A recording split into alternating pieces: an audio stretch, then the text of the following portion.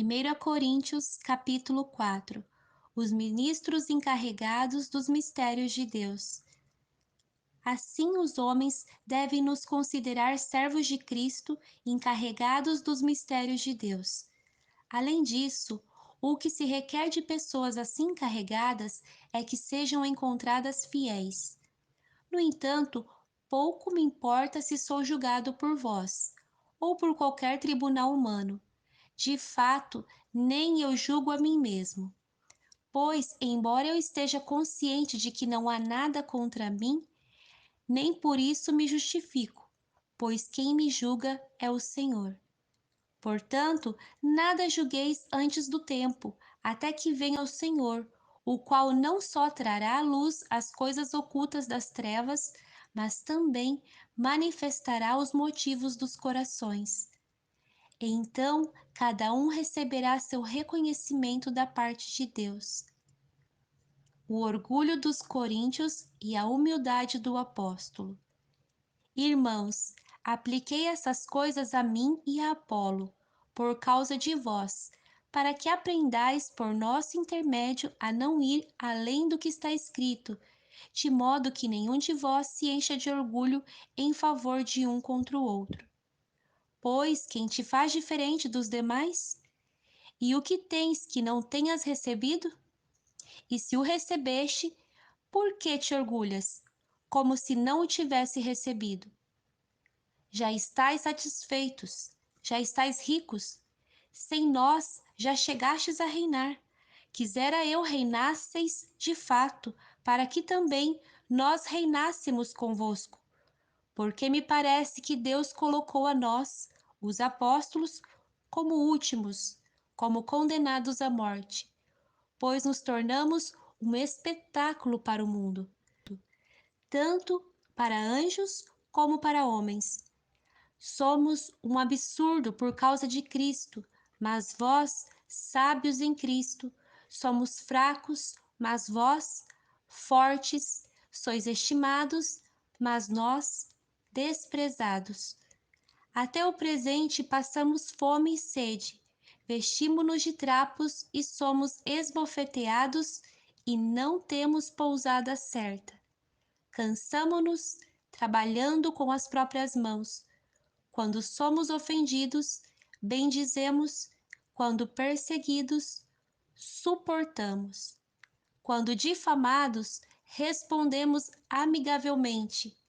Até o momento, somos o lixo do mundo e a escória de todos. Não escrevo essas coisas para vos envergonhar, mas para vos advertir, como a meus filhos amados.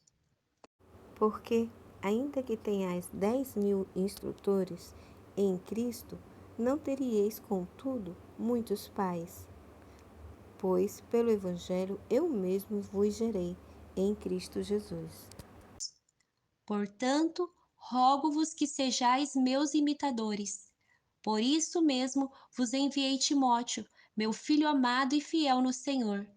Ele vos fará lembrar do meu modo de vida em Cristo, como por toda parte eu ensino em cada igreja. Mas alguns andam cheios de arrogância, como se eu não fosse mais visitar-vos. Em breve, porém, irei visitar-vos, se o Senhor quiser. E então descobrirei não só o que falam os que andam cheios de arrogância, mas também o poder que possuem. Porque o reino de Deus não consiste em palavras, mas em poder. O que desejais? Devo ir visitar-vos com disciplina ou com amor e gentileza? 1 Coríntios capítulo 5. A impureza na igreja de Corinto. De fato, ouve-se que há imoralidade entre vós, e imoralidade do tipo que nem mesmo entre os gentios se vê, a ponto de alguém manter relações sexuais com a mulher de seu pai. E estáis cheios de arrogância. Não devieis, pelo contrário, lamentar e expulsar do vosso meio quem cometeu isso? Embora eu esteja ausente fisicamente, estou presente em espírito, e já julguei quem fez isso, como se estivesse presente. Quando vos reunirdes em nome de nosso Senhor Jesus, e eu estando convosco em espírito, junto com o poder de nosso Senhor Jesus, entregai esse homem a Satanás para a destruição da carne, para que o espírito seja salvo no dia do Senhor Jesus. O vosso orgulho não é bom. Não sabeis que um pouco de fermento faz com que toda a massa fique fermentada? Removei o fermento velho, para que sejais massa nova sem fermento, assim como de fato sois, porque Cristo, nosso Cordeiro da Páscoa, já foi sacrificado. Portanto, celebremos a festa, não com fermento velho, nem com fermento da maldade e da corrupção, mas com os pães em fermento da sinceridade e da verdade.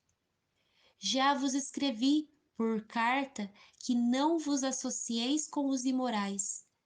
Não me referia aos imorais deste mundo, nem aos avarentos, ladrões ou idólatras.